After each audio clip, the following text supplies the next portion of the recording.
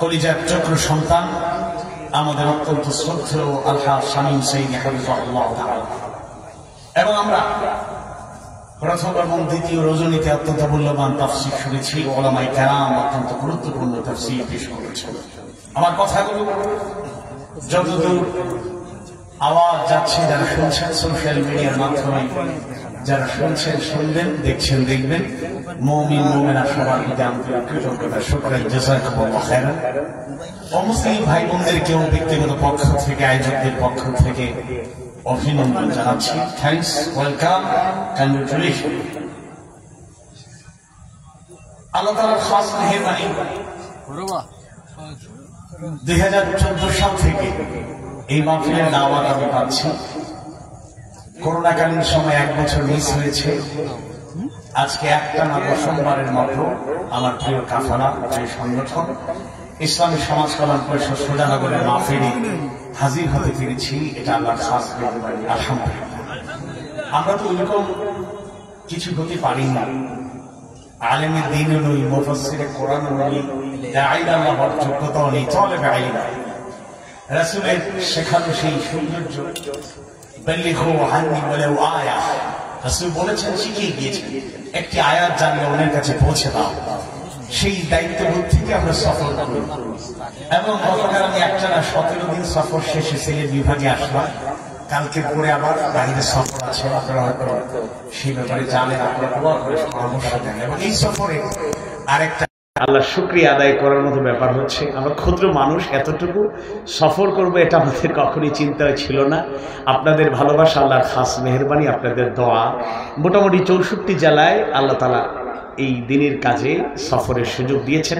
সেটা এবারের সফরে পরিপূর্ণতা পেয়েছে।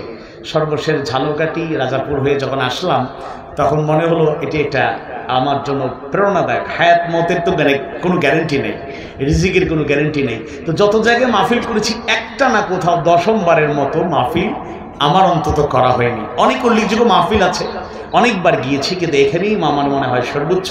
এবং ভালোবাসাটা সেই আলোকে, আল হুব্বু ফিল্লাহ ওয়াল বুগদু ফিল্লাহ, মান আহাব্বা লিল্লাহি ওয়া আবগাদা লিল্লাহ, এই ভালোবাসা শুধুমাত্র একমাত্র আল্লাহ সুবহানাহু ওয়া তাআলার জন্য। আমরা আশা করছি আজকে আমরা ইসলামী সমাজ কল্যাণ পরিষদ সুজানগরের আয়োজনে সক্রিয়ভাবে, অতপ্রতভাবে শরীক থাকব, অংশগ্রহণ করব এবং আমরা কোরআন থেকে, হাদিস, সুন্নাহ থেকে যে কথাগুলো বলার চেষ্টা করব, আল্লাহ তাআলা যেন বক্তা, আয়োজক, শ্রোতা সবার জন্য সেটা একটা হেদায়েতের কারণ হয়। আমরা যেন কিছু আলো নিয়ে যেতে পারি। মাহফিল তো কম হচ্ছে না, মোরলেস লক্ষ মাহফিল প্রতি বছর এই জমিনে হয়, কিন্তু সেই আলোকে হেদায়াত কিন্তু ছড়িয়ে পড়ছে না। হেদায়াত যতটুকু হওয়ার দরকার ততটুকু হচ্ছে না। তবে আমরা নিরাশ নই। আমরা দেখতে পাচ্ছি টেকনাফ থেকে তেতুলিয়া, রূপসা থেকে পাথুরিয়া, বিশেষ করে ইয়ং জেনারেশনের মধ্যে একটা রেডিক্যাল চেঞ্জ, একটা বৈপ্লবিক পরিবর্তন, এটাও কম নয়, আলহামদুলিল্লাহ। তো আজকে আবার এই মাহফিলটা আরেকটা ঐতিহাসিক সময় আমরা করছি। 5 অগস্ট গণবিপ্লবের মাধ্যমে আমরা পেয়েছি শান্তিময় একটি পরিবেশ, যদিও পুরোপুরি শান্তি এখনো পাওয়া যাচ্ছে না। আমরা স্বাধীনতা পুনরুদ্ধারের সেই ইতিহাস রচনা করেছি। ছাত্র জনতা গণবিপ্লবের মাধ্যমে আমাদেরকে আশ্বস্ত করেছে একটি সুন্দর বাংলাদেশ গড়ার জন্য আমরা সবাই ঐক্যবদ্ধ থাকলে সেটা সম্ভব ইনশাআল্লাহ। তো অনুমতি ছাড়াই আজকে বলা যায় এই মাহফিল হচ্ছে। আল্লাহ তাআলা যে এই সুযোগটুকু করে দিলেন, সেজন্য রাব্বুল আলামিনের শুকরিয়া আদায় করছি। সবাই পড়ছি আলহামদুলিল্লাহ, রব্বানা লাকাল হামদ হামদান কাসীরান তাইয়িবান মুবারাকান ফীহি। আল্লাহ তাআলা তার গোলাম হিসেবে কবুল করে নিন। আমি সময় ক্ষেপণ করতে চাই না। আজকের এই তাফসীরুল কোরআন মাহফিলে সমাপনী রজনীতে আপনাদের সামনে কোরআনুল কারীমের অত্যন্ত অর্থবহ গুরুত্বপূর্ণ একটি সূরা, মাক্কি সূরা, সূরা লোকমান, 31তম সূরার কিছু আয়াত কারিমার আলোকে আপনাদের সামনে বয়ান পেশ করব। কোরআন হাদিস সুন্নাহর আলোকে মুফাসসিরদের বর্ণনাকে প্রাধান্য দিয়ে বর্তমান প্রেক্ষাপটকে সামনে রেখে বাস্তবতার নিরিখে ইনশাআল্লাহ। ওয়া মা তাওফীকি ইল্লা বিল্লাহ। আউযু বিল্লাহি মিনাশ শাইতানির الرجيم بسم الله الرحمن الرحيم وإذ قال لقمان لابنه وهو يعظه يا بني لا تشرك بالله إن الشرك لظلم عظيم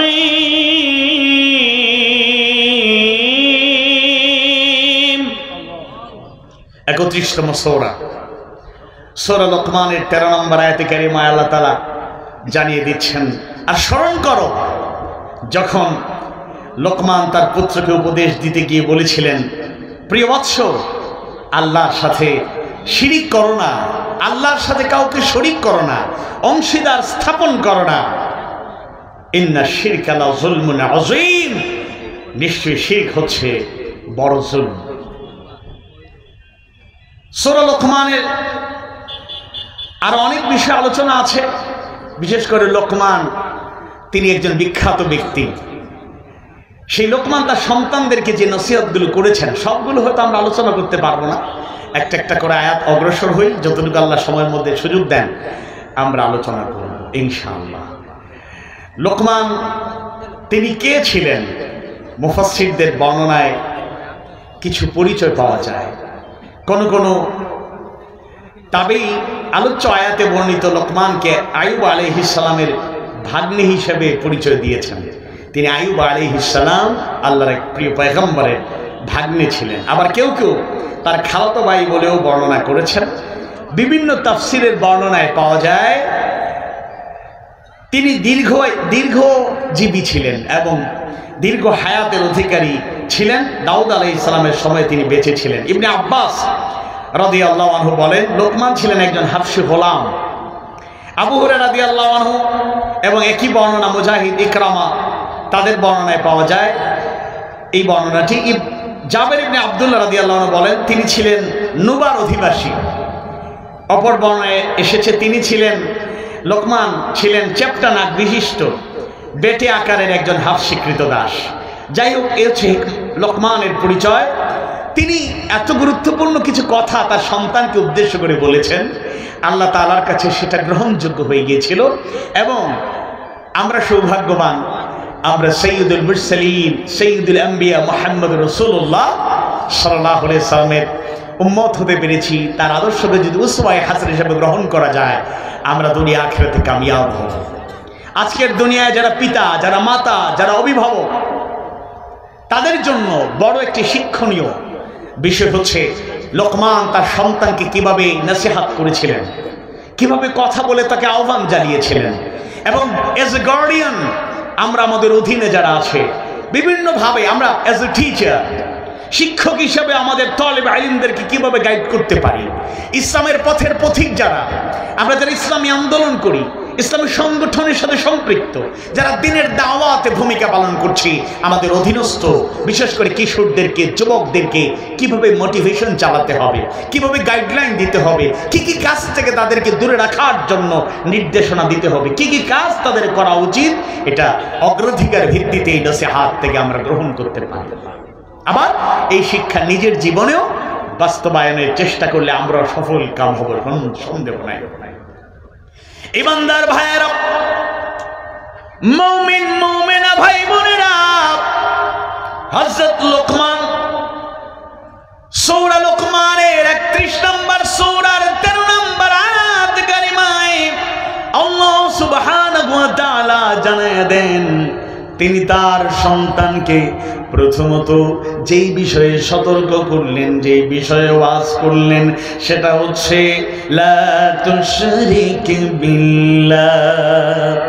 লোকমান তার সন্তানকে কত আদর করে মায়া করে ডাকলেন, ইয়া বুনাইয়া, হে আমার বৎস, হে আমার কলিজার টুকরো সন্তান, হে আমার কলিজার একমাত্র সন্তান, লা তুশরিক বিল্লাহ, আল্লাহর সাথে অংশীদার স্থাপন করো না, কাউকে শরীক করো না। এরপরে সেই শিরকের ব্যাপারে তার পরিণতি এবং এই কাজটা কত গর্হিত এবং খারাপ আল্লাহ তাআলা জানায় দেন, ইন্নাশ শিরকা লা যুলমুন আযীম।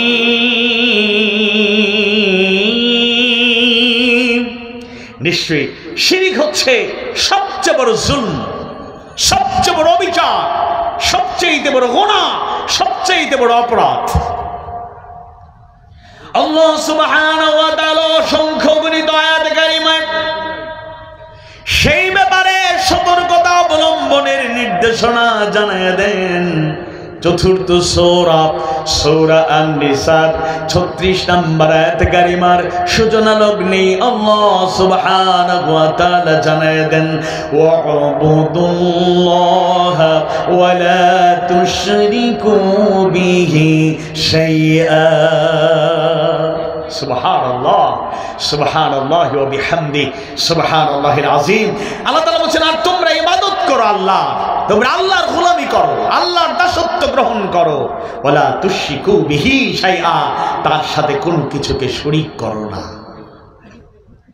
ঈমানদার ভাইয়েরা, মুমিন মুমিনা ভাই বোনেরা, চতুর্থ সূরা, সূরা আন-নিসা 48 নম্বর আয়াতে কারিমায় আল্লাহ সুবহানাহু ওয়া তাআলা কত সুন্দর করে জানায়া দেন, ইন্নাল্লাহা লা ইয়াগফিরু আন ইউশরাকা বিহি ওয়া ইয়াগফিরু মা দুনা যালিকা লিমান ইয়াশা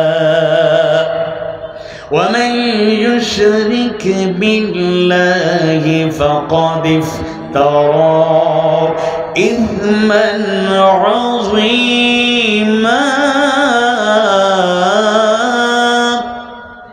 আল্লাহ তাআলা জানিয়ে দিচ্ছেন, নিশ্চয় আল্লাহ তার সাথে শরীক করাকে ক্ষমা করবেন না, ক্ষমা করেন না।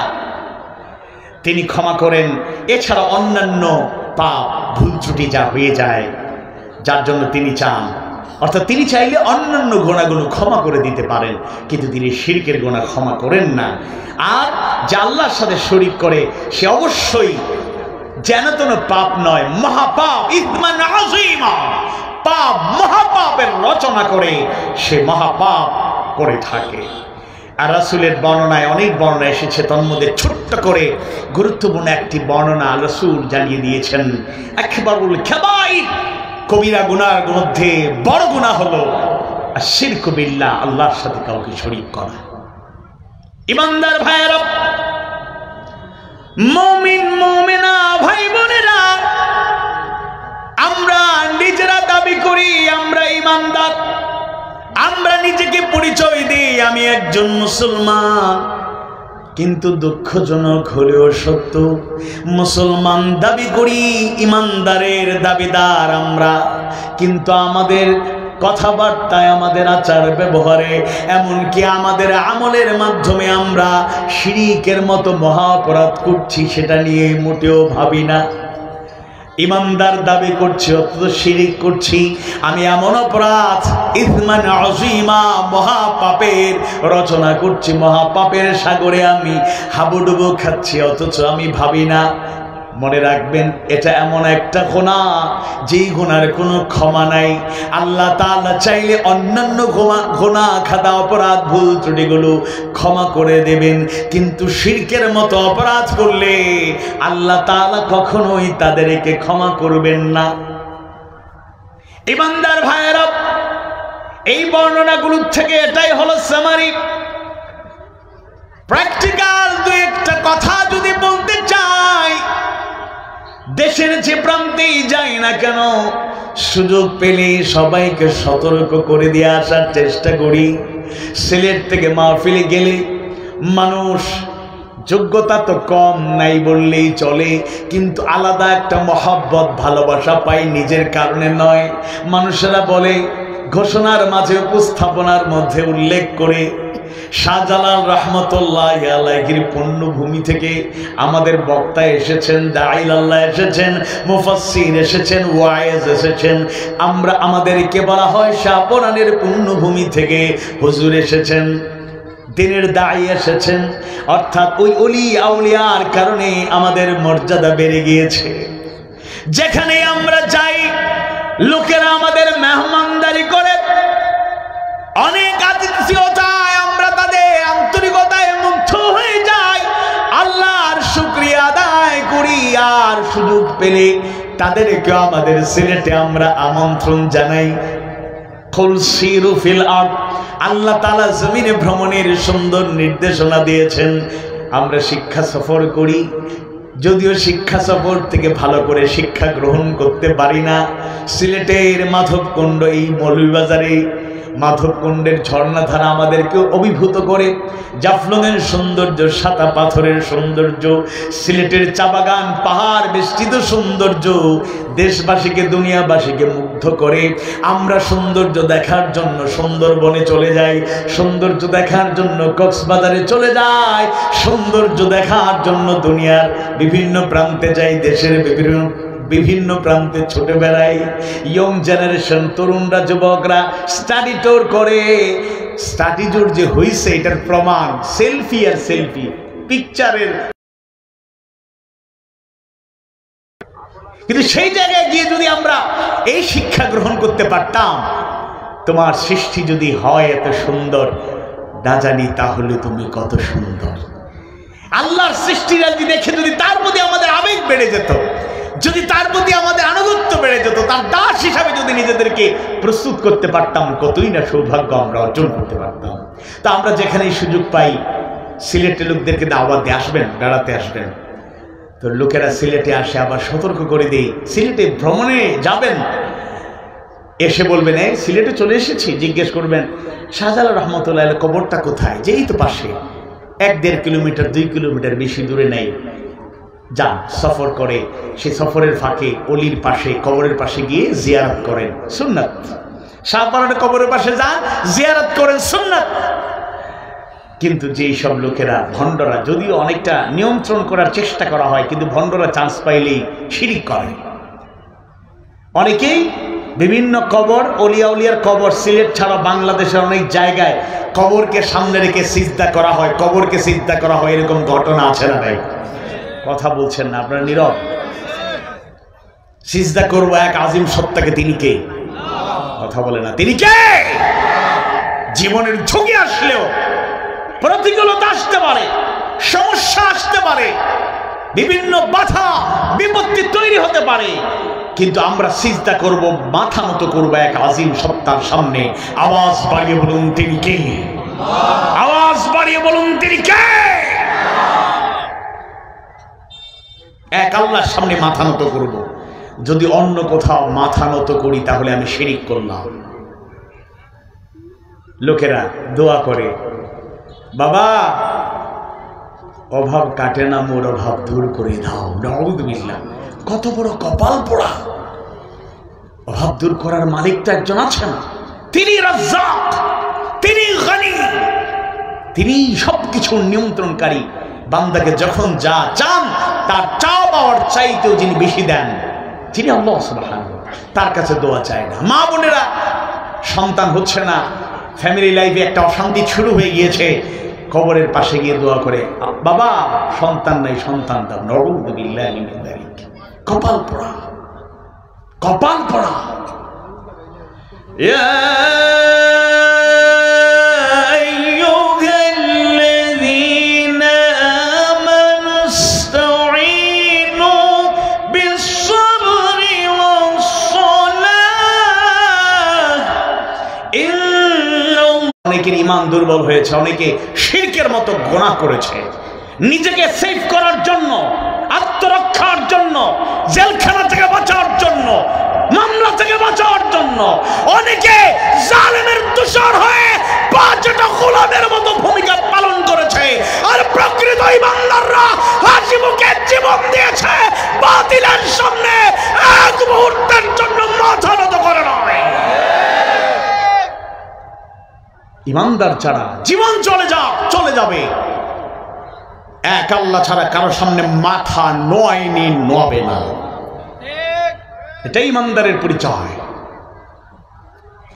কত লোক আপাকে বলতো, আপনি তো যে জান্নাতি। বাইতুল মুকাররমে ক্ষতি পালাইছে। কেন পালাইছে? ওরকম 5-6টা গোলামি করছে। কওমি অঙ্গনের অনেক ঐতিহ্য আছে, এরা হকের পক্ষে ছিল, আছে এবং থাকবে। মাঝখান থেকে উনি এক ঘোষণা দিয়ে ওনাকে মা বানায় ফেলল। এখন মাও নাই, সন্তানকে খুঁজে পাওয়া যায় না। বড় লেখাবাসী 11 জন ভাইরা, মাশাআল্লাহ, আমার বোন খুব খেপছেন। সুজানগরের ঐতিহাসিক মাহফিল থেকে আমি চ্যালেঞ্জ দিয়ে বলবো, তাওয়াক্কালতু আলাল্লাহ, আমি ব্যক্তি হিসেবে কারোর সাথে আমাদের দুশমনী নাই। আল উলামা ওয়ারাসাতুল আম্বিয়া, আলেমগণ নবী রাসূলের ওয়ারিস। আমরা আলেমদেরকে ভালোবাসার বন্ধনে আবদ্ধ করতে চাই। এক মুমিন আরেক মুমিনের ভাই। ইন্নামাল মুমিনুনা ইখওয়া ফাসলিহু বাইনা আখাইকুম, আল মুসলিমু আখুল মুসলিম। কেন আপনাকে আমি দুশমন বানাবো? কিন্তু আমি হক কথা বলার চেষ্টা করেছি। আমি এই কথাটি বলেছিলাম, জালেমের দোসরদেরকে একদিন জবাবদিহিতার কাঠগড়ায় দাঁড়াতে হবে। আজকে তো জনগণ জবাব জানতে চায়, কিন্তু আপনাকে তো পাওয়া যাচ্ছে না, আপনাদেরকে তো খুঁজে পাওয়া যাচ্ছে না। 7.5 মাস গেল না, আল্লাহর রহমতে হকপন্থীদের কথাই বাস্তবায়িত হলো। এত লাফালাফি করে তো উপকার হলো না।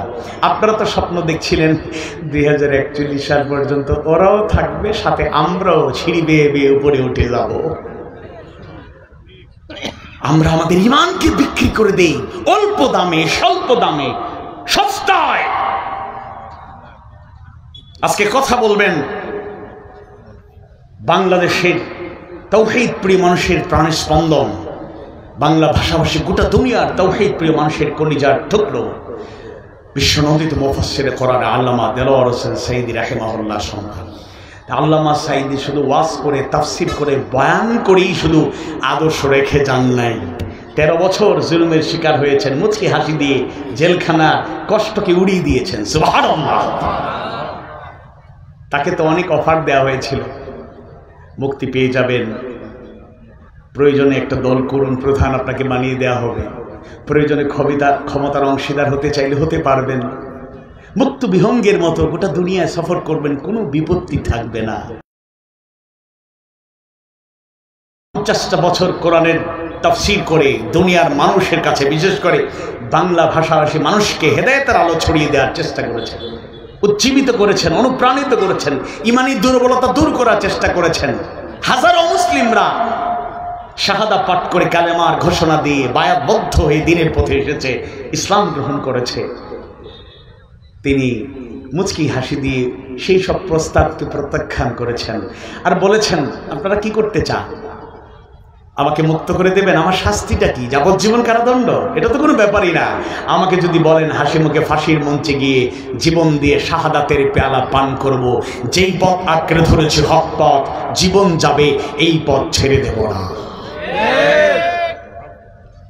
প্রকৃত মুমিন হলে মাথা কারো সামনে নোয়ানো যাবে না, কারো কাছে ধর্ণা দেওয়া যাবে না, ঈমান বিক্রি করা যাবে না। সাহস নিয়ে, হিম্মত দিয়ে তাদেরকে পথ চলতে হবে। আল্লাহ তাদেরকে সাহায্য করবেন, বিজয়ের হাতছানি তাদেরকে ডাকবে। পৃথিবীর কোন শক্তি তাদের বিজয় ছিনিয়ে নিতে পারবে না।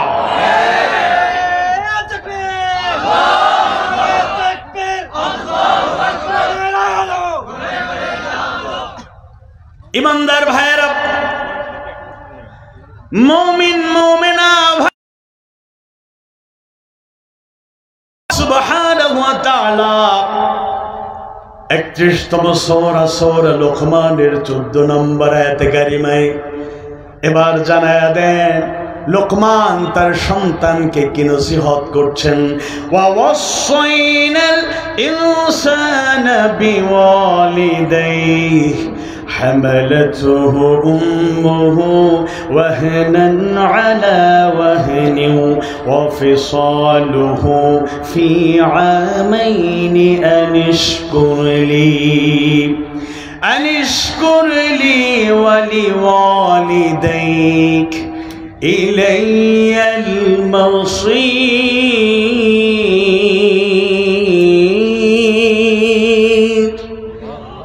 অত্যন্ত গুরুত্বপূর্ণ নসিহত করছেন লোকমান।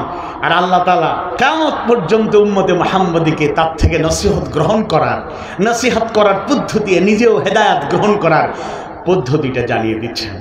আর আমি মানুষকে তার পিতামাতার ব্যাপারে সদাচরণ নির্দেশ দিয়েছি। সুবহানাল্লাহ। তার মা কষ্টের পর কষ্ট ভোগ করে তাকে গর্ভে ধারণ করে, কষ্টের পর কষ্ট ভোগ করে তাকে গর্ভে ধারণ করে। আর তার দুধ ছড়ানোর সময় 2 বছর, অর্থাৎ 2 বছর পর্যন্ত সন্তানকে মা দুধ পান করান। সুতরাং আমারও তোমার পিতামাতার শুকরিয়া আদায় করো। ওয়ালিওয়ালিদাইক, আর তোমার মা বাবার শুকরিয়া আদায় করো। ইলাইয়াল মাসির, প্রত্যাবর্তন তো আমার কাছে। আমাদেরকে ফিরতে হবে কার দিকে? কথা বলে না, কার দিকে? আল্লাহর দিকে। তাহলে এই আয়াতে কারিমায় মা বাবার প্রতি শুকরিয়া আদায়ের নির্দেশনা দেওয়া হয়েছে। স্পেশালি মায়ের কষ্টগুলো জানিয়ে দেওয়া হয়েছে, মা কেমন কষ্ট করেন। তার একটা নমুনা বলে দেওয়া হয়েছে। গর্ভে ধারণ করতে গিয়ে মা কষ্টের পর কষ্ট। সন্তানটা মায়ের গর্ভে আসার পর থেকে স্টেপ বাই স্টেপ সময় অতিক্রান্ত হয়, কম বেশি 9 মাস।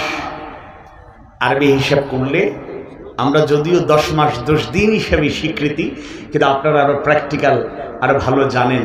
কম বেশি 9 মাস থেকে 10 মাস এই সময়ের মধ্যে মায়ের গর্ভধারণ করতে গিয়ে শুধুমাত্র, হ্যাঁ, ওই প্রসব বেদনার কষ্ট, কেমন কষ্ট সেটা তো আমরা অনুভব করি, কিন্তু মায়ের গর্ভে থাকাকালীন সময়ে মা যে কষ্টটা করেন এটাকে আল্লাহ তাআলা নিজে আয়াতে কারিমার মাধ্যমে আলাদাভাবে উল্লেখ করেছেন। কারণ এগুলো সন্তানরা যদি ফিল না করে, অনুধাবন না করে, শিক্ষা গ্রহণ করতে না পারে, মাকে তো সে 2 টাকার দামও দেবে না, পাত্তাও দেবে না।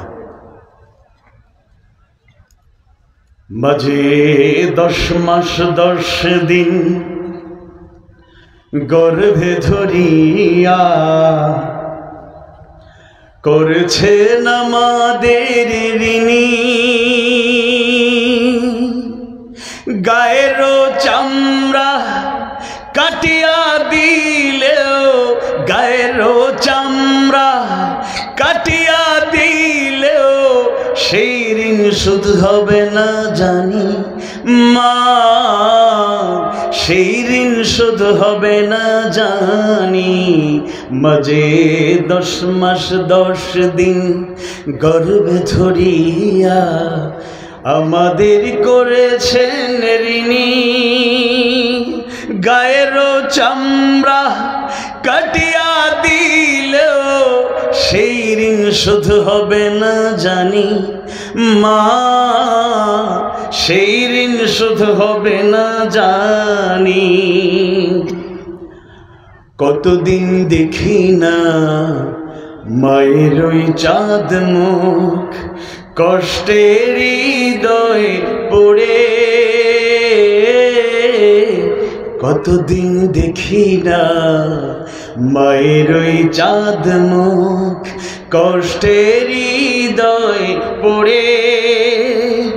পিঠাপুলি বানাইয়া পায়েস রান্ধিয়া, পিঠাপুলি বানাইয়া পায়েস রান্ধিয়া মা প্রতীক্ষা করে। হাজারো ব্যস্ততা অবসর পাই কোথাও, হাজারো ব্যস্ততা অবসর পাই কোথাও, তাই তো হয় না যাওয়া গায়ের বাড়িতে মাঝে 10 মাস 10 দিন গর্ভে ধরিয়া করেছেন আমাদের ঋণী গায়ের চামড়া কাটিয়া দিলেও সেই ঋণ শোধ হবে না জানি মা সেই ঋণ শোধ হবে না জানি চিঠি লেখে ছোট বোন টেলিফোন করে অসুখটা যাচ্ছে মায়ের বেড়ে চিঠি লেখে ছোট বোন টেলিফোন করে অসুখটা যাচ্ছে মায়ের বেড়ে ভীষণ জ্বরের ঘোরে মা কান্দা বলে ভীষণ জ্বরের ঘোরে মা কান্দা বলে ভুইলা কি গেছিস মোরে কত ছেলে বাড়ি যায়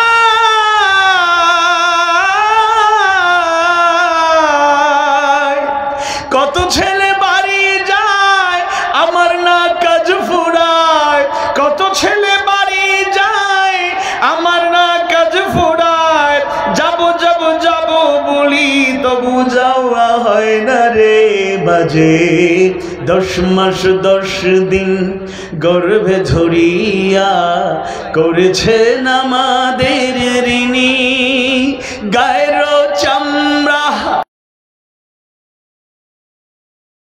ঋণ শোধ হবে না জানি মা সেই ঋণ শোধ হবে না জানি হঠাৎ একদিন রাত দুপুরে একটা খবর এলো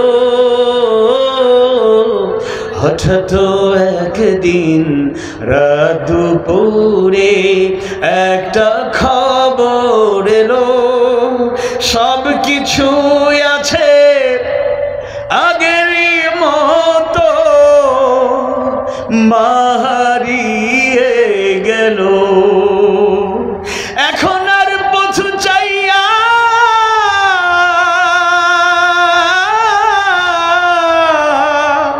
এখন আর পথ চাইয়া থাকে না কেউ বসিয়া তাই তো কষ্টের হৃদয় গোমরে মরে বাজে 10 মাস 10 দিন গর্ভে ধরিয়া করেছেন আমাদের ঋণী গায়ের চামড়া কাটিয়া দিলেও গায়ের চামড়া কাটিয়া দিলেও সেই ঋণ শোধ হবে না জানি মা সেই ঋণ শোধ হবে না জানি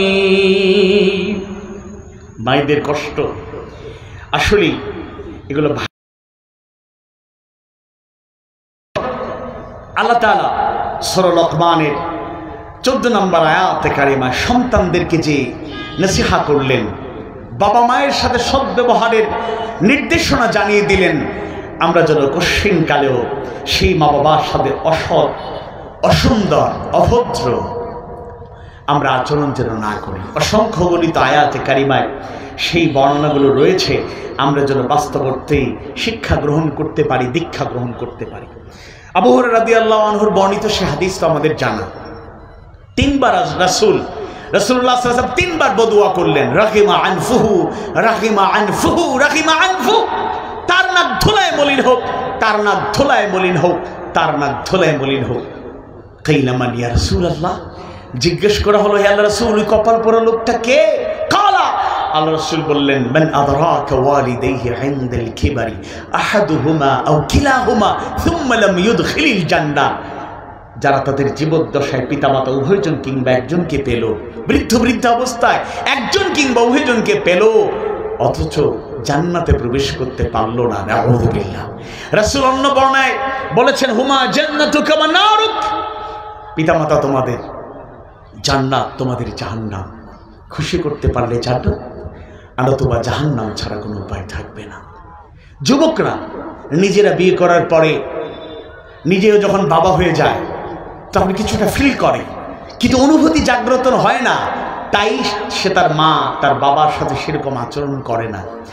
নিজে বাবা হওয়ার পরে এই ফিলিংস যদি না আসে, সন্তানের প্রতি যে টান, যে ভালোবাসা, যে আকর্ষণ, সে যদি এটা মনে না করে আমার সন্তানের জন্য আমার এত মায়া, না জানি আমার বাবার অন্তরে আমার জন্য কত মায়া ছিল।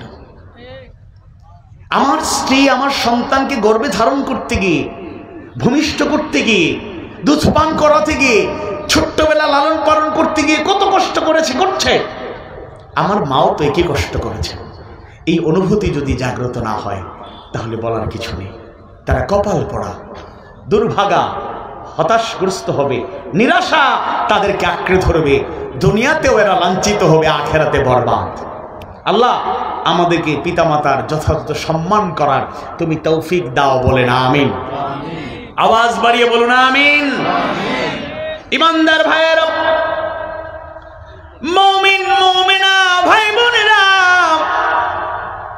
এবার 17 নম্বর আয়াত কারিমা, সূরা লুকমানের 17 নম্বর আয়াত কারিমায় আল্লাহ সুবহানাহু ওয়া তাআলা জানায় দেন, লোকমান তার সন্তানদেরকে এবার সম্বোধন করে কত সুন্দর নসিহত করছেন।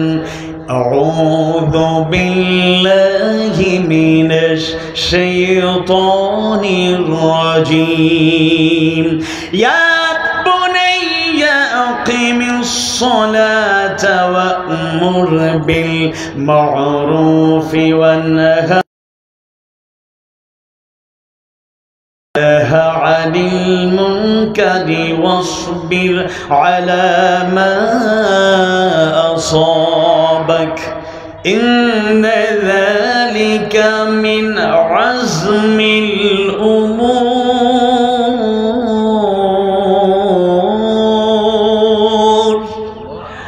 আল্লাহ তাআলা বলছেন, হে আমার কলিজার টুকরো সন্তান, হে আমার বৎস, সালাত কায়েম করো, সৎ কাজের আদেশ দাও, অসৎ কাজের নিষেধ করো, আর তোমার উপর যে বিপদ আসে তাতে ধৈর্য ধরো। ধৈর্য ধরো, বিপদ যখন আসবে ধৈর্য ধরো। নিশ্চয়ই এগুলো অন্যতম দৃঢ় সংকল্পের কাজ। আল্লাহু আকবার। আমরা তো নিজেরাই ধৈর্য নাই, সন্তানদের ধৈর্যের তাগিদ দিব কেমনে? সন্তানরা অস্থির, অল্প বয়সে অধৈর্য, এইটা চাই ওটা চাই, চাহিদার কোনো শেষ নাই, চাহিদার কোনো শেষ নাই। মোটরসাইকেল একটা কিনে দিয়েছেন, নর্মাল মোটরসাইকেল এখন তার চলে না, এবার তার সেই দামি একটা মোটরসাইকেল দরকার, একেবারে স্পোর্টস বাইক। বাংলাদেশে এসেছে এখন 5 লাখ 5.5 লাখ টাকা দামের বাইক। এই ভাঙা রাস্তায় বা অজপাড়া গায়ের রাস্তায় চালানোর জন্য তো ওই বাইক তৈরি করা হয় নাই। এটা একেবারে উন্নত, বিশ্বের উন্নত যে রোডগুলো আছে, আমাদের দেশেও কিছু কিছু রোড আছে, 1 by road, 4 lane, 6 lane, 8 lane, ধীরে ধীরে উন্নতি অনেক কিছু হয়েছে, আরো হবে ইনশাআল্লাহ। এবার ভালো রাস্তায় যদি এই বাইকগুলো চালাইতো তাও মানা যায়, কিন্তু এমন রাস্তাঘাটে চালায়, আজকেও দেখলাম এক জায়গায় দুর্ঘটনা, 2 জন ছেলে নিহত হয়েছেন। এরকম প্রায় অহরহ ঘটনা ঘটে। তো সন্তানরা ধৈর্য শিখে না, বিশেষ করে I am sorry for that, ক্ষমা চেয়ে নিচ্ছি আর বলছি, মাইন্ড করবেন না, যাদের টাকা পয়সার কোনো হিসেব নেই, কোন দিকে আসে কোন দিকে যায় খবর নাই, অবৈধ টাকার পাহাড় গড়ে তুলেছেন। ছেলে 1000 টাকা চাইলে 20,000 টাকা ধরায় দেন, কার্ড দিয়ে দেন, তার নিজের অ্যাকাউন্ট আছে, যখন সে মন চায় কার্ড দিয়ে টাকা বের করে, প্রতিদিন খরচ করে। ঢাকায় এরকম অনেক ভিআইপি সিআইপিদের ছেলেরা ধ্বংসের দ্বার প্রান্তে ধ্বংস হয়ে গিয়েছে। এদের হিস্ট্রি জানতে গিয়ে আমরা অনেক তথ্য, শুধু ঢাকা না, দেশের অনেক জায়গাতে আছে।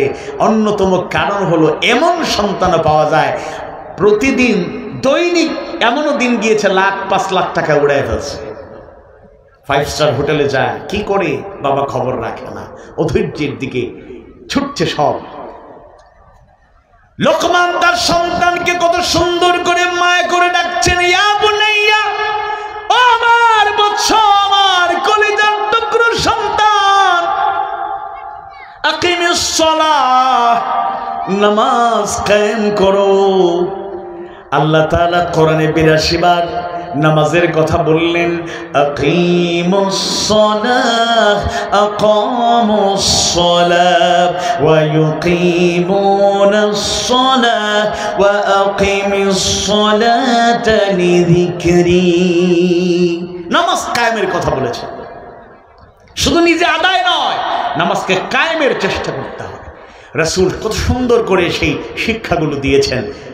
বাচ্চাদের 7 বছর হলেই নামাজের তাগিদ দিতে হবে।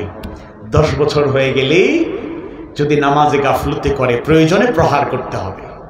তবে এই জায়গায় সতর্ক বার্তা, ওয়ার্নিং, জুলুম করা যাবে না, শাস্তির নামে বেধড়ক পেটানো যাবে না।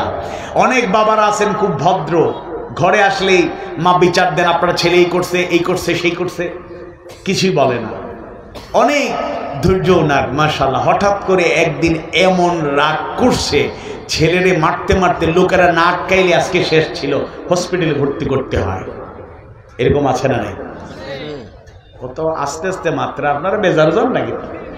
স্বাধীনভাবে মাহফিল কররা, এরপরে লাগের মন খারাপ করিয়া ফুটাও ইয়ে বইতাছে, সব একেবারে দুর্বল অবস্থা। একটু স্টেজ দেখাও কা। আমি তো আজকে নরম আলোচনা করলাম, বুঝে না নি ব্যাপারটা। মানুষে কয় ভাই আজকে ফাটাইলি বা গরম হয়েছি বা, এখন খারে গরম হইতাম। তারে সাবধান, হুঁশিয়ার, এটা করবেন না। ওরা তো আগের থেকেই সাবধান, হুঁশিয়ার করা লাগে না। এমনি বর্ডার দিয়ে পালাইতে গিয়ে অনেকে ধরাও খাচ্ছে। তো এরা তো এমনি সাবধান, আর সাবধান করার দরকার কি? মানুষ পরে হাসবে যে খালি ময়দানে চিৎকার করতেছে। এই জন্য একটু একটু থাকবে, বেশি না। এই জন্য নরম নরম আলোচনা। তাইলে সন্তানদেরকে শাস্তি দিবেন, লিমিটেড, আনলিমিটেড না। As a teacher, as a উস্তাদ, মুআল্লিম যারা, উস্তাদ যারা, শিক্ষক যারা, তাদেরকেও বলবো শাস্তি দিবেন লিমিটেড, আনলিমিটেড না। আবার এখন তো আইন জারি হয়ে গিয়েছে, ছোট্ট বাচ্চাকে একটু বেদ দিয়া ভয় দেখাতে চাইলি, ছোট্ট ছেলে বলে হুজুর, জনাব, স্যার, মাস্টার সাহেব, উস্তাদ, মারবেন, মারতে পারেন। তবে থানার নতুন ওসি সাহেবের সাথে আব্বার একটা ভালো আন্ডারস্ট্যান্ডিং আছে, মামলার ভয় দেখায়। এই আইনগুলো করার মাধ্যমে মূলত জুলুম বন্ধ করতে চাওয়া হয়েছিল, মাত্রাতিরিক্ত কিছু যেন না হয়। কিন্তু এই আইনের ভয়ে কিছু কিছু অভিভাবক, শিক্ষার্থীদের কারণে, শিক্ষকরা অতিমাত্রায় সতর্ক হয়ে যাওয়ার কারণে শিক্ষা প্রতিষ্ঠানগুলোতে এখন বেয়াদবের সংখ্যা বেড়ে যাচ্ছে। তবে হ্যাঁ, বেয়াদবি দূর করার ঔষধও আছে। ক্যাম্পাসগুলোতে উগ্রপন্থী, জঙ্গি, প্রকৃত জঙ্গি, সন্ত্রাসী, টেরোরিস্টদের দখলে ছিল। এরা ক্যাম্পাসগুলোকে, হলগুলোকে টর্চার সেলে পরিণত করেছিল। আজ 15.5 বছর পরে ছাত্র জনতার গণবিপ্লবের মাধ্যমে ওই সব সন্ত্রাসীরা পালাতে বাধ্য হয়েছে, অনেকে লুকানোর জায়গাও পায় না। আজকে ক্যাম্পাসগুলোতে যাদের জবান থেকে ফজরের ধ্বনি আজানের সাথে সাথেই ক্যাম্পাসগুলোতে, বিশেষ করে হলগুলোতে সালাত ধ্বনি দিয়ে যারা নামাজে লোকদেরকে, ছাত্রদেরকে ডেকে তুলতো, তারা আবারও ক্যাম্পাসে অবস্থান নিচ্ছে। যদিও জালেমরা বিদায় হলে নব্য কিছু জালেমরা কিছু বাড়াবাড়ি করছে, তবে বাড়াবাড়ির আলামত বেশি ভালো না, শীঘ্রই তা বুঝতে পারবেন ইনশাআল্লাহ। শাস্তিটা লিমিটেড। আবার মসজিদ কমিটিতে যারা আছেন, আপনারা কষ্ট নিবেন না। এমন কমিটি দেখছে, আমি তো 1-2 জায়গায় বলছি এগুলো নামান। মসজিদে লিখে রাখছে শিশুদের প্রবেশ নিষেধ। কত বড় ক্ষমতা আপনার! মসজিদ কি আপনার বাবার পৈতৃক সম্পত্তি? বাচ্চারা অবশ্যই বিশৃঙ্খলা করবে না, দুষ্টুমি করবে না, এটা আমরা কামনা করি না। কিন্তু বাচ্চারা যদি একটু একটু দুষ্টুমি করেই ফেলে, আপনি এত অধৈর্য, মসজিদে আসছেন, নামাজের কি শিক্ষা আপনি গ্রহণ করছেন? হ্যাঁ, একেবারে শিশু বাচ্চা, 3-4 বছরের বাচ্চারে না না না, 7 বছর হলে আস্তে আস্তে নিয়ে আসুন। 10 বছর হলে তাকে, 10 বছর হলে একটা ছেলে মোটামুটি বুঝালে সে বুঝতে পারবে, 3-4-এ পড়ে একটা ছেলে, সে বুঝবে। 7 বছর থেকে আসতে শুরু করতে পারে, একটু একটু দুষ্টমি করবে, একটু সবর করেন। মারাত্মক দুষ্টও যদি কেউ থাকে তাহলে তাকে নিয়ন্ত্রণ করেন, বোঝানোর চেষ্টা করেন, একটু ক্যাম্পেইন করেন, একটু মোটিভেশন না। এক ইমাম, আমি আশ্চর্য হলাম, আমি সিলেট অঞ্চলে এক ইমাম, ঘটনাক্রমে ওনার পেছনে নামাজ পড়তে গেছি জুমাবারে, উনি ইমাম সাহেব খতিব সাহেব ওয়াজ করতেছে কি জানেন, ওনার ভাগ্য ভালো একটু ধৈর্য ধরছি, নতুবা ওইখানে ওনার সাথে মানুষের সামনে কথাবার্তা বলে ওনার মানহানি করতে চাই নাই, সময় সুযোগ পেলে অবশ্য আর সুযোগ পাই নাই, নতুবা ওনাকে ব্যক্তিগতভাবে বলতাম। উনি বলতেছেন এই যে বাচ্চারা নিয়ে আসছেন, কুলের গুলা নিয়ে আসলেন না কেন, মানে বিশ্রী ভাষায় ব্যঙ্গাত্মক ভাষায় সিলোটি ভাষায় কইরা কুলের গন্তের লইয়া যান আইয়া মসজিদ বড়াই লিবা। এরা আলেম নামধারী জালেম, এরা ইসলামের বদনাম করছে, এরাই কলঙ্কজনক অধ্যায় রচনা করছে। মসজিদ আল্লাহর ঘর, আপনার দায়িত্ব থাকতে পারে, আপনি ইমাম হতে পারেন, আপনি খতিব হতে পারেন, আপনি মুতাওয়াল্লি হতে পারেন, সেক্রেটারি হতে পারেন, কোষাধ্যক্ষ হতে পারেন, রেসপন্সিবল হতে পারেন, কিন্তু আল্লাহর ঘরে নিষেধাজ্ঞা জারি করার ক্ষমতা আপনাকে কে দিল? যদি সহ্য না হয় মসজিদ থেকে বের হয়ে যান, দায়িত্ব থেকে অব্যাহতি দেন। কিন্তু বাংলাদেশে নামাজের সংখ্যা বাড়ানোর জন্য যাদের বয়স হয়ে গিয়েছে তাদেরকেও মসজিদে আসার ব্যবস্থা করতে হবে, উৎসাহিত করতে হবে। আমি আপনাদেরকে বলবো, আমি যা বলছি তার থেকে অ্যাডভান্স। ছেলেরা নামাজি, যেমন উনি শুনছেন ওয়াজে অথবা কেউ বলছে একটা বাচ্চাকে হাফেজে কোরআন বানান, আপনারা সুপারিশ করে জান্নাতে নিয়ে যাবে, উনি এটার আমল করছে। এবার ছেলে হিফজখানায় পড়ে, 22 পারা শেষ করেছে, বাড়িতে এসেছে, তিনি বসে বসে টকশো দেখছেন বা খবর দেখছেন। আমি খারাপ কিছু বললাম না, মোটামুটি সহনীয় মাত্রায় বললাম আর কি। তিনি টেলিভিশনে খবর দেখছেন, আজান হয়েছে মিউট করলেন, বা টকশো দেখছেন, আজান হয়েছে মিউট করলেন। এবার ডাকছেন, আমার আব্বু কোথায়, আমার 22 পারার হাফেজ, আমার আব্বু কোথায় তুমি? সে বলছে আব্বু আমি হাজির। আব্বু তাড়াতাড়ি নামাজে যাও, মুয়াজ্জিন সাহেব ডাকছে, ইমাম সাহেবের পিছনে গিয়ে নামাজ পড়বা, আর আব্বার জন্য দোয়া করবা, রাব্বির হামহুমা কামা রাব্বায়ানি সগীরা। সে ছেলে নামাজে গেছে, উনি আবার টেলিভিশন দেখ পড়া। ছেলে হাফেজে কোরআন বানাতে পারলে অবশ্যই সৌভাগ্যের অধিকারী আপনি। আপনি আলেম বানাতে পারলে সৌভাগ্যের অধিকারী। আপনার সন্তান যদি শহীদ হয়ে যায় দ্বীনের পথে, আপনি সৌভাগ্য, সুপারিশ করবে, কিন্তু যারে তারে সুপারিশ করার অনুমতি থাকবে না। না যে ইমানের ঠিক, না যে নামাজের সাথে সম্পর্ক, নিজের আমল বলতে কিছুই নাই। আপনি আবার জান্নাতে যাওয়ার স্বপ্ন দেখছেন, এত সোজা জান্নাতে এত সোজা যাওয়া যায় না। উনি অ্যাডভান্স ছেলেরা নামাজি বানাইছেন। হুজুর চিন্তা করেন না, জান্নাতে তো আমি যাচ্ছি। সে যদি 70 জনকে সুপারিশ করে, 1 বা 2 তার মারে 1 নম্বরে করে ফেলতে পারে, কারণ তার মা একটু মায়া বেশি, আমাকে 2 নম্বরে করবে। একাকে জান্নাতের গ্যারান্টি দেয়। আর আপনারা কিছু কিছু বয়ান শুনে জাহাজে করে জান্নাতে যাওয়ার জন্য জাহাজের যাত্রী হতে চান। আপনাদের মতো বোকা এই দুনিয়াতে জমিনের উপরে আসমানের নিচে আর কেউ আছে কিনা আল্লাহু আ'লাম। যেই ব্যক্তি জাহাজে করে আপনাকে নিয়ে যাবে, ওই ব্যক্তি নিজে জান্নাতে যাবে কিনা গ্যারান্টি আছে? কথা বলে না লোকে। হযরত লোকমান তার সন্তানকে বলছেন, ইয়া বুনাইয়া আকিমিস সালাহ, হে আমার কলিজার টুকরো সন্তান, আমার প্রিয় বৎস, নামাজ কায়েম করো। এরপর বলছেন ওয়া'মুর বিল মা'রুফ, সৎ কাজের আদেশ দাও, সৎ কাজের আদেশ দাও, সৎ কাজের আদেশ দাও।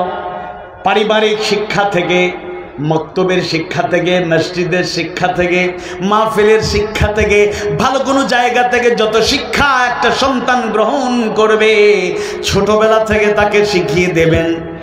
তুমি যা ভালো কাজ করো, অন্যকে ভালো কাজ করার জন্য বলবে। ইয়া আইয়ুহাল্লাযীনা আমানু তাকুল্লাহ ওয়া কুনু মা'আস সাদিকিন।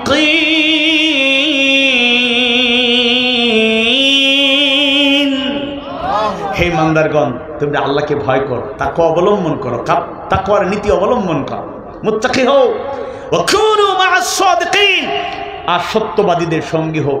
সন্তানগুলোকে সত্যবাদী বানাবেন, আর তাকেও এখনই ছোট্টবেলার থেকে, কিশোর বয়সেই তার মন মানসিকতা বলবেন, বাবা তুমি সত্য কথা বলবা, আর তোমার বন্ধুদেরকেও বুঝাবা, তুমি সত্য বলবা, কখনো মিথ্যা বলবা না। 15.5 বছরে কত কিছু সাক্ষী ভাই, কি আর বলবো। কোর্টে গেলে কি সুন্দর সাক্ষীরা আসে। জাস্টিসদেরকে, জাজদেরকে, ম্যাজিস্ট্রেটদেরকে সালাম দেয়, সেলুট, টুপি টুপি খুইলা। এবার বলে সদা সত্য কথা বলিব, সত্য বই মিথ্যা বলিব না, বইলেই মিথ্যা দিয়া শুরু। ওই 15.5 বছর একটা মামলা, এটার নাম আপনারা শুনে থাকতে পারেন, একটা অভিনব মামলা, এটার নাম হলো গায়েবী মামলা। আব্দুল বাসিত ভাই, কি মামলা? গায়েবী মামলা। মানে আসলে কোনো কিছু ঘটে নাই, কিন্তু মামলাটা হয়েছে গায়েবী। কি সুন্দর করে সিদ্দিক আলী উচ্চ বিদ্যালয় ময়দানে 17 ডিসেম্বর 9টা 35 মিনিট 16 সেকেন্ডের সময় একটা দুর্ঘটনা সংঘটিত হইয়াছে। ওই দুর্ঘটনার সাথে যুক্ত ছিল অমুক অমুক অমুক অমুক, এবং সাক্ষী হিসাবে হাফ কিলোমিটার দূর থেকে অমাবস্যার রাতে নিজের চোখে দেখিয়া আমি সাক্ষী প্রদান করতেছি ওই লোকই এই কাজ করিয়াছে। আছে না নাই? আমি জাস্ট একটু ইশারায় বললাম আর কি। অনেক ঘটনা এরকম ঘটছে, অনেক ঘটনায় ঘটছে আল্লাহর রহমত। আমি নিজেই তো তার বাস্তব প্রমাণ। মাদ্রাসাতে আমি বাচ্চাদেরকে সময় দিচ্ছি, 5.5 বছর একটা মাদ্রাসায় এখনো যুক্ত আছি, তবে দায়িত্বে নেই। মাহফিলের কারণে, আপনাদের কারণে আর হক আদায় করা যাচ্ছে না, কিছু করার নেই। তো আমি একেবারে স্বয়ং আমার শিক্ষার্থীদেরকে সাক্ষী রেখে বললাম, পিতা সৌন্দর্য শিক্ষা দিতে হবে ইনশাআল্লাহ, তারা যেন সত্যের প্রতি আহ্বানকারী হয়। ওয়ানহা আনিল মুনকার, অন্যায়ের প্রতিবাদ করা শেখাতে হবে, অন্যায়ের প্রতিবাদ করা শেখাতে হবে, অন্যায়ের প্রতিবাদ করা শেখাতে হবে। নিজেও ভীত, সন্তানকে বাবা খবরদার, কেউ অপরাধ করলে কিছু কইও না, তোমারে মারবে, বিচার দেবে। আছে না নাই? ছাত্র জনতার আন্দোলনে আপনারা দেখেছেন অনেক বাবা মা শিশু সন্তানকে কুলি নিয়ে এসেছে, বলেন আলহামদুলিল্লাহ। শিশু সন্তানকে নিয়ে এসেছে। সেই সাহাবী, মহিলা সাহাবীর ঘটনা তো আপনারা জানেন, অনেক আবেগময় ঘটনা, আমি শুধু ইঙ্গিত করছি। তিনি তার সন্তান, শিশু সন্তানকে নিয়ে এসেছেন, ইয়া রাসূলুল্লাহ আমার সন্তানটাকে জিহাদের ময়দানে নিয়ে যান। আল্লাহ রাসূল বলেন, কি বলে এসব? এর কি বয়স হয়েছে? ছোট্ট বাচ্চা, বড় হোক যুদ্ধে যাবে। তিনি বললেন, আমার ঘরে পুরুষ সদস্য বলতে কেউ নেই, যারা ছিলেন তাও দিনের পথে শহীদ হয়ে গিয়েছেন, আর কেউ নাই, অবশিষ্ট কেউ নাই।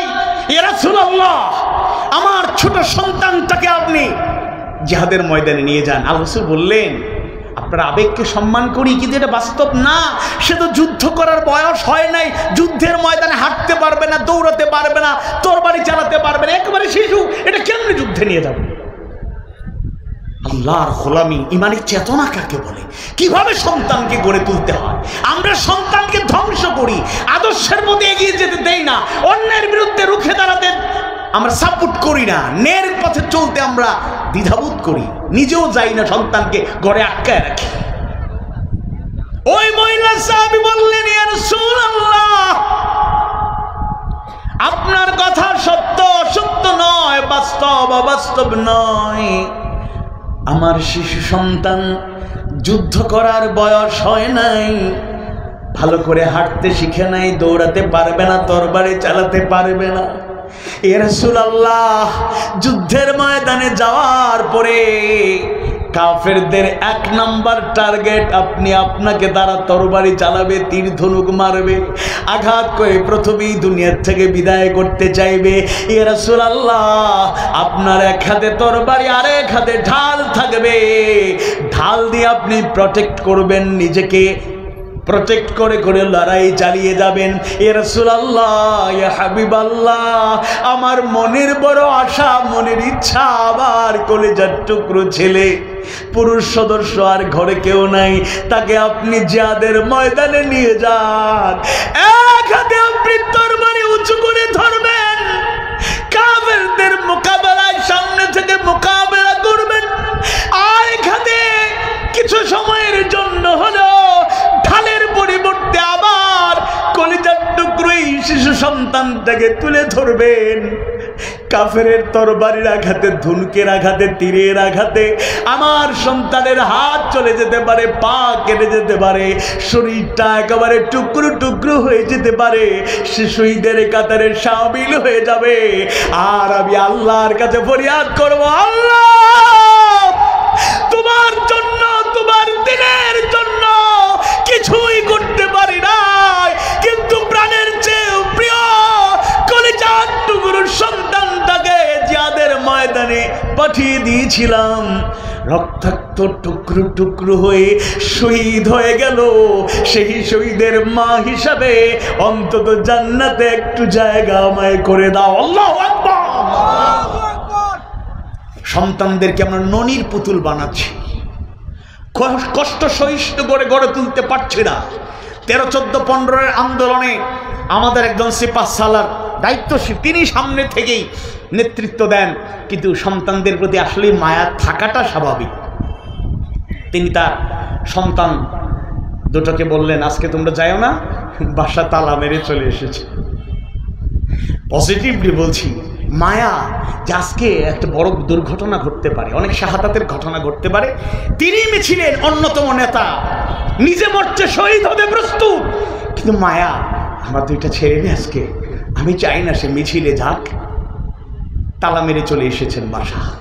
বাপকা বেটা, বাবার রক্তে জিহাদি জজবা, সন্তানদের রক্তেও সেই ধারা প্রবাহিত। বাপকা বেটা সিপাহী কা ঘোড়া, ছেলেকে তালাবন্দি করে চলে এসেছেন ঠিকই, মিছিল শুরু না হতে হতে বাবার পিছনে 2 ছেলে। কিভাবে আসলো? গেট লাগাইছেন, সমস্যা নাই, বাসার উপর উঠে দেয়াল টপকায়া নির্ধারিত সময়ে ডিউ টাইমে মিছিলে হাজির। আল্লাহু আকবার। সেই বাবা কোনোদিন আর সন্তানে আটকাতে পারবে? কথা বলেন, আটকাতে পারবে?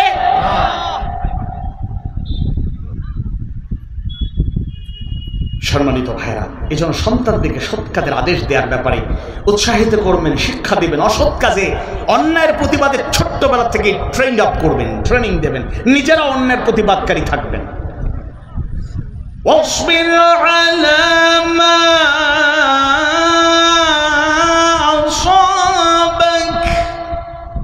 অত্যন্ত চমৎকার নসিহত, অত্যন্ত গুরুত্বপূর্ণ হেদায়েতের বাণী। এবং তোমার উপর যে বিপদ আসে তাতে তুমি ধৈর্য ধরো। বিপদ আসলে কি ধরতে হবে? ধৈর্য। বিপদ আসলে ধৈর্য ধারণ করতে হবে। হাউতাশ করলে চলবে। Frustration, depression, hesitation, no hesitation, no frustration, no depression. আমাকে নিজেকে অনেকে থ্রেট করছে বহু জায়গায়। এই রিসেন্টলি, এই বছরেই জানুয়ারি ফেব্রুয়ারিতে থ্রেট করছে, হুজুর আসবেন না 2 তারিখ? ওই যে আমাদের মাহফিলে মেসেঞ্জারে ইনবক্সে, ইনশাআল্লাহ আসবো। আচ্ছা দেখে দেবো, আসবেন। আল্লাহর রহমতে গিয়েছি, মাহফিল শেষ করার পরে বাসায় শোনাইছি, এরকম বলছিল, করে আসছি মাহফিল। আল্লাহ হায়াত মৌতের মালিক কে? কথা বলে না। রিজিকের মালিক কে? তোমরা যাদের মৃত্যুর ভয় আমাদের দেখিয়েছো, তোমাদেরকে বলতে চাই, এখন তো আমাদের লাইফ বোনাস লাইফে আছে, বোনাস লাইফ। আমরা এক্সট্রা টাইম পাস করছি। ছাত্র জীবনে আমাদের চোখের সামনে আমাদের ভাইকে শহীদ হতে দেখেছি। 1999 সালের 25 ডিসেম্বর শাহজালাল বিজ্ঞান ও প্রযুক্তি বিশ্ববিদ্যালয়ের হল ও ভবনের বিতর্কিত নামকরণ বিরোধী আন্দোলনে নাস্তিকদেরকে প্রমোট করার চেষ্টাকে বানচাল করার জন্য তাওহীদি জনতা রাজপথের দলমত নির্বিশেষে এক কাতারে দাঁড়িয়েছিল।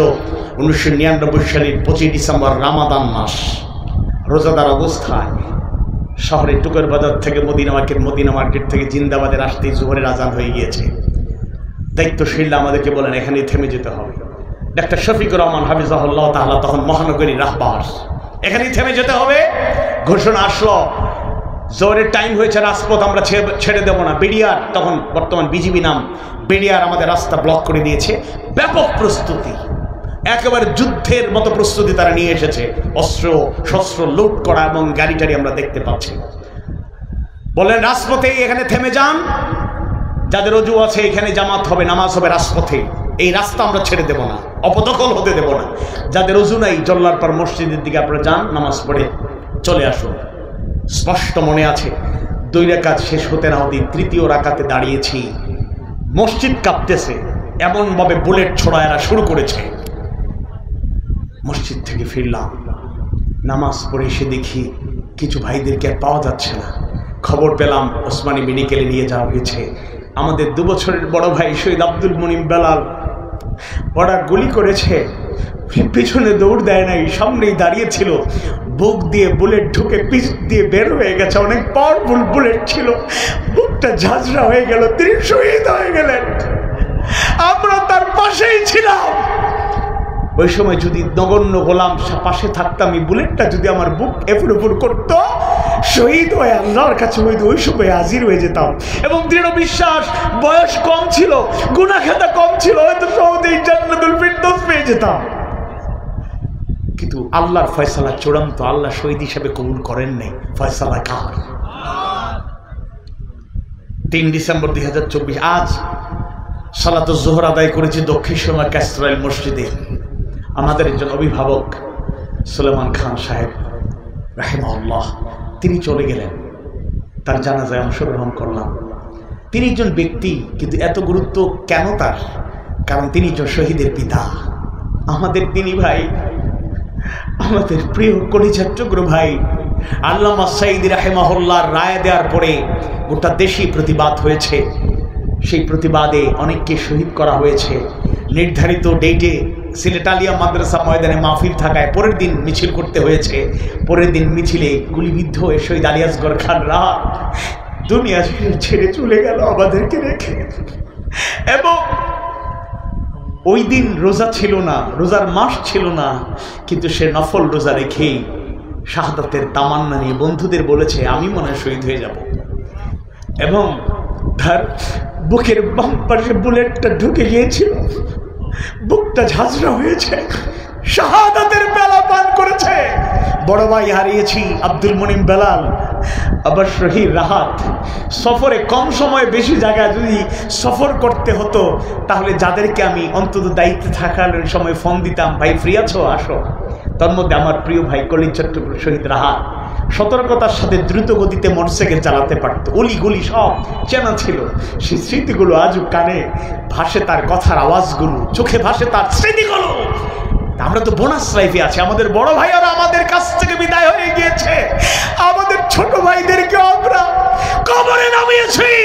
তাদেরকে মৃত্যুর ভয় দেখে হক পথ থেকে, ইসলামী আন্দোলন থেকে, কোরআনের পথ থেকে, হাদিস সুন্নাহর পথ থেকে সরানো যায়নি। কিয়ামত পর্যন্ত এই পথের সত্য পথিকদেরকে দুর্বল করা যাবে না, যাবে না, যাবে না। সুতরাং যখনই বিপদ মুসিবত দুঃখ কষ্ট যাতনা আসবে, আমাদেরকে সবর করতে হবে। লোকমান তার সন্তানকে নসিহত করেছেন, আল্লাহ তাআলা সেই শিক্ষাগুলো আমাদেরকে জানিয়ে দিয়েছেন। সূরা লোকমানের 18 নম্বর আয়াত কারিমায় আল্লাহ সুবহানাহু ওয়া তাআলা জানিয়ে দেন, ওয়ালা তুসাইর খাদ্দাকা লিন-নাসি ওয়ালা তামশি ফিল আরদি মারহা ইন্নাল্লাহা লা ইউহিব্বু কুল্লা মুখতালিন ফখুর।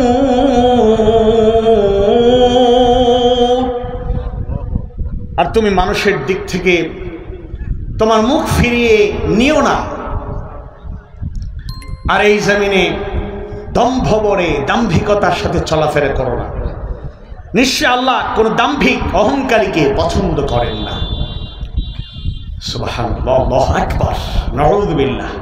তিনটেই বললাম, কারণ আল্লাহ তাআলা অত্যন্ত সুন্দর করে বলছেন, একজনের সাথে কথা বলছেন, তাকে সম্মান দিয়ে সামনাসামনি কথা বলুন। রাসূল যত বর্ণনা এসেছে, রাসূল কারোর সাথে কথা বললে তিনি মুসলিম হন অমুসলিম হন, তার সামনাসামনি কথা বলতেন, মুখ ফিরিয়ে নিতেন না, সামনাসামনি গুরুত্ব দিয়ে তার কথাগুলো শুনতেন, তার কথাগুলো বলতেন। সুবহানাল্লাহ। আর দম্ভ করে অহংকার করে তুমি চলাফেরা করো না, এটা মুমিনের রহমানের বান্দাদের বৈশিষ্ট্য নয়। আর আল্লাহ তাআলা শেষে বললেন, নিশ্চয়ই যারা দাম্ভিক অহংকারী তাদেরকে আল্লাহ তাআলা পছন্দ করেন না। আমরা আল্লাহ তাআলার অপছন্দের বান্দাদের কাতারে শামিল হতে চাই না। আসুন অত্যন্ত গুরুত্বপূর্ণ কিছু আয়াত আপনাদেরকে একটু শোনাই, এই আলোকেই বলবো। 40 নম্বর সূরা, সূরা মুমিন 75 নম্বর আয়াতে দেখুন আল্লাহ তাআলা কি জানিয়ে দিলেন এ ব্যাপারে। ذلكم بما كنتم تفرحون في الأرض بغير الحق وبما كنتم تمرحون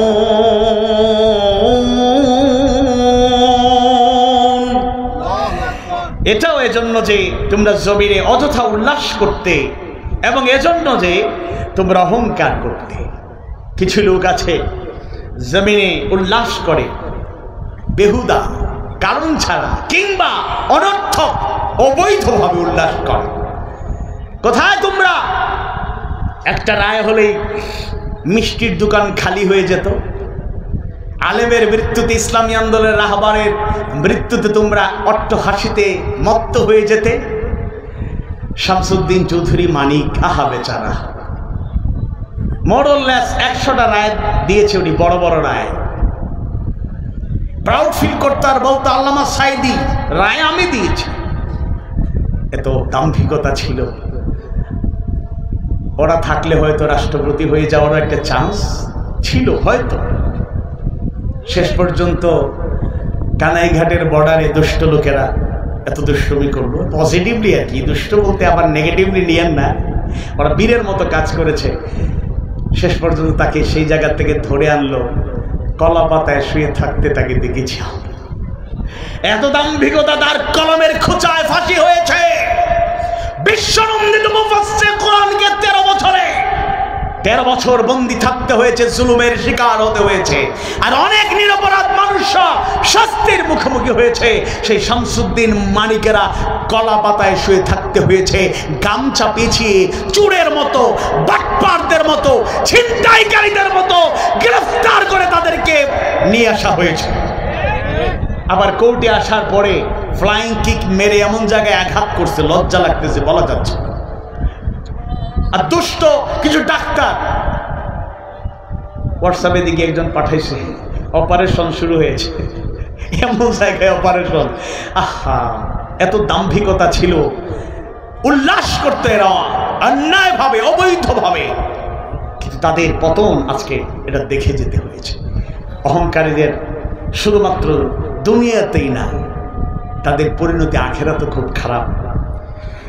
16 নম্বর সূরা, সূরা নাহলের 29 নম্বর আয়াত কারিমায় আল্লাহ সুবহানাহু ওয়া তাআলা জানিয়ে দেন, ফাদখুলু আবওয়াব জাহান্নাম খালিদিনা ফিহা ফালাবি'সা মাথওয়াল মুতাকাব্বিরিন।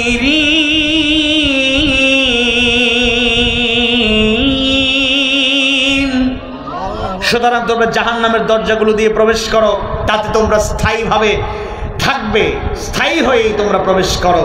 অতএব অবশ্যই অহংকারীদের আবাস, অহংকারীদের বাসস্থান অতি নিকৃষ্ট, অতি জঘন্য।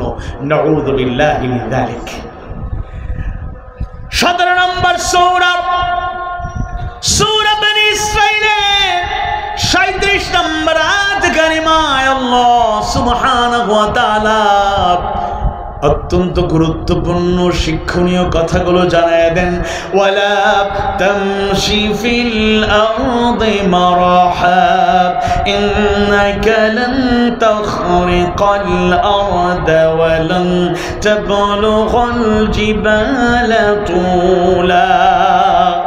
আর জমিনে তোমরা বড়াই করে ঘুরে বেরিও না, বড়াই করে চলো না।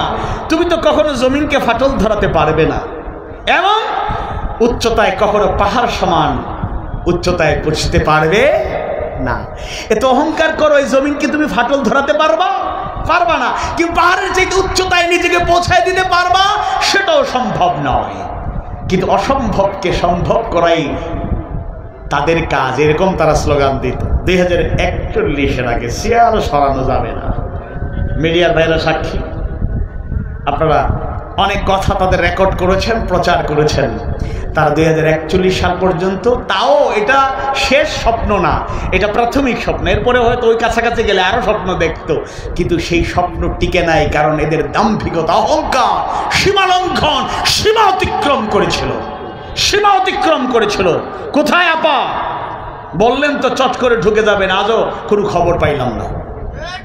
এত ক্ষমতা আপনাদের, বাবার এত পূজা করলেন, এবার বাবার উপর ইয়াকিন বিশ্বাস কমে গিয়েছে, নিজের উপর আস্থা নাই।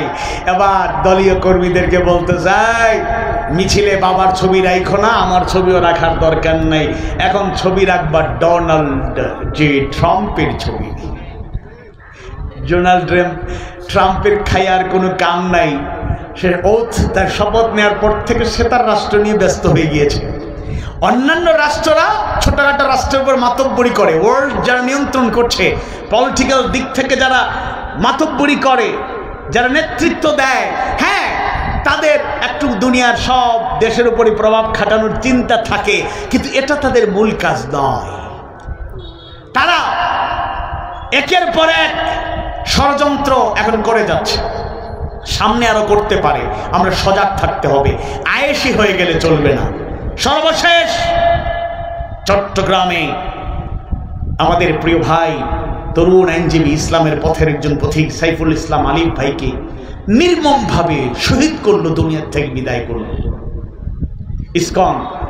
তারা সবাই মিলে কিন্তু এটাকে সাপোর্ট করে নাই, শোক প্রকাশ করেছে। সনাতন ধর্মাবলম্বীরা বিবৃতি দিয়েছে, কথা প্রসঙ্গে বলেছে কিছু সংখ্যক মানুষের দায়ভার কেন সবাই নেবে, কথা সত্য। মূলত তারা একেবারে ইসকনের সবাই কিংবা হিন্দুরা সবাই মিলে এই কাজটি করতে চেয়েছে, ব্যাপারটা এরকম নয়, বরং ওই জালেমের দূষণ হয়ে, ক্রীড়ানক হয়ে কিছু লোককে দিয়ে তারা চেয়েছিল দেশটাকে অস্থিতিশীল করতে। বেশি মারার পরিকল্পনা তাদের নাই, একজনকে এমন জায়গায় মারছে, আইনজীবী সব জায়গায় সমালোচনা হচ্ছে, তারা এটার ফায়দা নিতে চেয়েছিল। তাদের পরিকল্পনা ছিল এটার পরে তো পাল্টা হামলা হবে, এরপর হিন্দুরা বেশি মাইর খাইলে, মারা গেলে তারা দাদা বাবু মোদিকে ফোন দেবে, হ্যালো মোদি দাদা, আমাদেরকে মাইরা শেষ করে দিচ্ছে, তাড়াতাড়ি সেনা বাহিনী পাঠানো। কিন্তু ওরাও পাগল নয়, তারা অবশ্যই পাওয়ার তাদের অ্যাপ্লাই করবে, কিন্তু ইল্লিগেল কিংবা একেবারে আনস্মার্ট ভাবে তারা কাজ করবে না। তারা চেয়েছিল তাদের সিম্পেথি আদায় করতে, কিন্তু চট্টগ্রামের বীর মুজাহিদ, আমার কলিজার টুকরো, শ্রদ্ধা এবং প্রিয় দিনের পথের পথিকদের আমি কৃতজ্ঞতা জানাই, শুকরান হাইয়াকুমুল্লাহ। তারা ধৈর্যের পরিচয় দিয়েছে, ধৈর্যের পরিচয় দিয়েছে। দায়িত্বশীলরা জানিয়ে দিয়ে সবর করুন, পাতানো ফাঁদে পা দিবেন না। দেশকে অস্থিতিশীল করার চেষ্টা করা হচ্ছে, একটু সবর করুন, ধৈর্য ধরুন। সময়ের ব্যবধানে যেই সব বাড়াবাড়ি করছে এদের মূল জায়গায় টান পড়বে। প্রয়োজনে যারা পালিয়ে গিয়েছে ওই জায়গায় তারা চট করে ঢোকার দরকার হবে না। আইন করে আন্তর্জাতিক পরিমণ্ডলে আন্তর্জাতিক সহযোগিতা নিয়ে বাংলার জমিনে তাদেরকে নিয়ে আসা হবে, তাদের প্রাপ্যটুকু তাদেরকে বুঝিয়ে দেওয়া হবেই হবে। নতুন করে আইন আর ট্রাইব্যুনালের দরকার হবে না, তাদের তৈরি করা ট্রাইব্যুনালেই, তাদের তৈরি করা আইন দিয়ে তাদের বিচার ফয়সালা এই জমিনে হবে ইনশাআল্লাহ। সুতরাং অহংকার পতন ঘটায়, অহংকার ধ্বংসের দ্বার প্রান্তে নিয়ে যায়, এই ইতিহাস কারো অজানা নয়। ফেরাউন কত দাম্ভিক ছিল, সে শুধু রাজা ধীরাজ ছিল না, সে বলেছিল আনা রব্বুকুমুল আলা, আমি তোমাদের বড় রব। নাউযুবিল্লাহ, রব একজনই, তিনি কে? আরো আসতে বলুন, কে? আওয়াজ বাড়িয়ে বলুন, কে?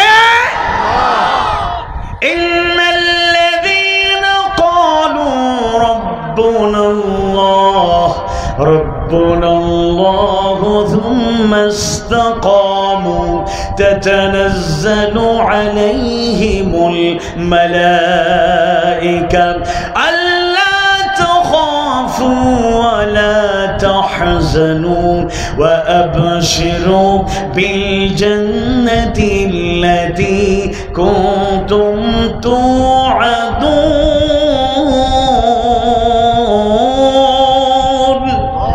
إن الذين قالوا নিশ্চয়ই যারা বলে ঘোষণা দেয় রব্বুনা আল্লাহ, আল্লাহ আমাদের রব, সুম্মা ইসতাকামু অতঃপর অটল বিচল থাকে, তাতানাজ্জালু আলাইহিমুল মালায়েকা তাদের কাছে ফেরেশতা নাজিল হন আর জানায় দেন আল্লাহ তাখাফু, তোমরা ভয় করো না, ভয়ের কোনো কারণ নেই। ওয়ালা তাহজানু, চিন্তা করো না, চিন্তার কোনো কারণ নেই। ওয়া আবশিরু বিল জান্নাতিল্লাতী কুনতুম তুআদুন, আর সেই জান্নাতের সুসংবাদ শুনে খুশি হয়ে যাও, যার ওয়াদা তোমাদের সাথে করা হয়েছে। সুবহানাল্লাহ। সুতরাং আমি কথা বলতে চাই না, সূরা লোকমানের কিছু আয়াত কারিমা, সেই আলোকে লোকমানের নসিহাতগুলো যা আল্লাহ তাআলা 31তম সূরা লোকমানের নামে নামকরণকৃত সূরার সেই সুন্দর জায়গা দিলেন, কিয়ামত পর্যন্ত হেদায়েত পাওয়ার জন্য এই আয়াতগুলো আমাদেরকে অনুপ্রাণিত করবে, উৎসাহিত করবে। এবং একজন বাবা হিসাবে, মা হিসাবে, অভিভাবক হিসাবে, শিক্ষক হিসাবে, বড় হিসাবে আমরা ছোটদেরকে এই নসিহাতগুলো যদি করতে পারি, নিজেরাও শিয়ালোকে জীবন গড়ে তুলতে পারি, সফলতা পাবো, কোনো সন্দেহ নাই ইনশাআল্লাহ। কথাবার্তায় ভুল ত্রুটি হলে আল্লাহ তাআলা ক্ষমা করুন। শিক্ষণীয় যে কথাগুলো তুলে ধরার চেষ্টা করেছি, আল্লাহ তাআলা তার থেকে শিক্ষা নেওয়ার সুযোগ দিন। আমিন ইয়া রাব্বাল আলামিন। আল্লাহুম্মা সাল্লি আলা মুহাম্মদ ওয়া আলা আলি মুহাম্মদ কামা সাল্লাইতা আলা ইব্রাহিম ওয়া আলা আলি ইব্রাহিম ইন্নাকা হামিদুম মাজিদ। اللهم بارك على محمد وعلى آل محمد كما باركت على إبراهيم وعلى آل إبراهيم إنك حميد مجيد. أستغفر الله إن الله غفور رحيم. أستغفر الله إن الله غفور رحيم. أستغفر الله إن الله غفور رحيم. اللهم أنت السلام ومنك السلام تباركت يا ذا الجلال والإكرام. رضيت وبالإسلام دينا وبمحمد